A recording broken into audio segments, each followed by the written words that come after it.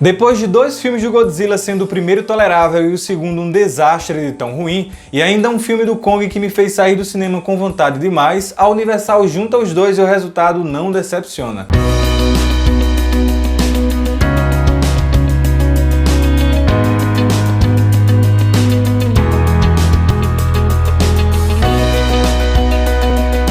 Em Godzilla vs Kong, 2 poderosas forças da natureza vão se enfrentar em uma grande batalha, enquanto a organização científica secreta Monarca caça, investiga e estuda a origem dos titãs. Uma conspiração tem a intenção de acabar com todas as criaturas, sejam elas ameaçadoras ou não. Antes de mais nada, não se esquece de curtir o vídeo e se inscrever aqui no canal, porque nos ajuda pra caramba. Quem dirige aqui é Adam Wingard, ele é focado no que quer entregar, às vezes você acha que ele vai sair do rumo e até sai, mas não é por muito tempo. Quando você acha que o filme tá começando a ficar chato, ele dá uma guinada e as coisas começam a funcionar de novo. O roteiro do filme é o basicão do basicão, não tem absolutamente nada de incrível e nada que possa se destacar tanto. Mas quem lá tá tão preocupado em roteiro quando o que a gente quer ver mesmo é a pancadaria solta dos 2 titãs em ação. Godzilla vs Kong tem um mínimo de história aceitável, mas não é tão vazio quanto o Godzilla 2, que praticamente não tinha roteiro. Aqui o diretor tenta focar mais nas cenas de ação e esquecer mais os personagens humanos, que realmente ficaram em segundo plano para dar lugar a efeitos visuais de encher os olhos e cenas de luta de tirar o fôlego. Esse é o tipo de filme para você juntar uma boa galera e assistir. É o tipo do filme pipoca para você assistir e torcer, seja pro Godzilla, seja pro Kong.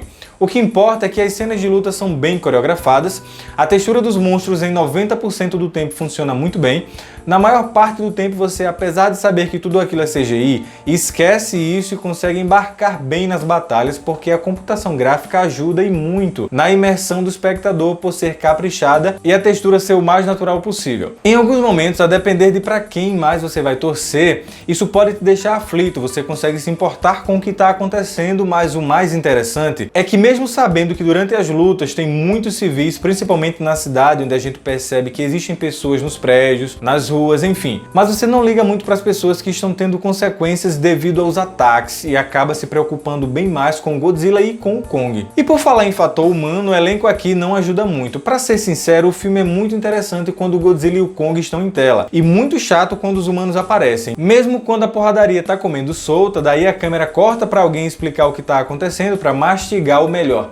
Triturar tudo para não correr o risco de quem tá assistindo não entender. Como se o roteiro fosse complexo, o que eu garanto que não é. Os únicos destaques em termos de atuação que você ainda consegue se importar um pouco mais é a personagem de uma garotinha que só se comunica através de linguagem de sinais. Ela é a mais expressiva de todo o elenco, ela consegue fazer com que a gente se importe muito com toda a situação, e o vínculo que ela tem com o Kong consegue ser até certo ponto natural. É como se ela fosse o elo de ligação dos humanos para fazer com que o Kong faça aquilo que deve ser feito. A Millie Bobby Brown tá aqui só para cumprir tabela, só para dizer que ela tá no filme, mas a função dela aqui é quase que dispensável. Talvez se tirassem ela e os outros 2 que estão juntos com ela durante quase todo o filme, que são Julian Dennison e Brian Tyree Henry, daria para concluir a história tranquilamente e você não sentiria falta de nenhum deles.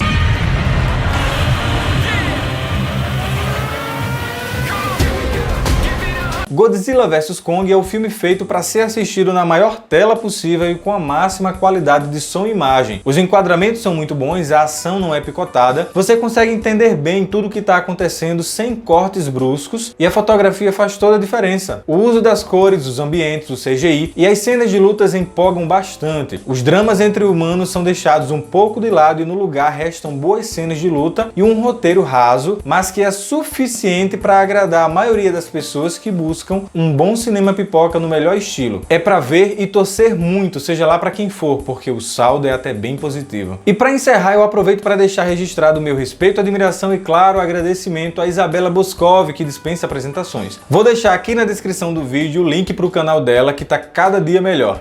Agora sim, até o próximo vídeo.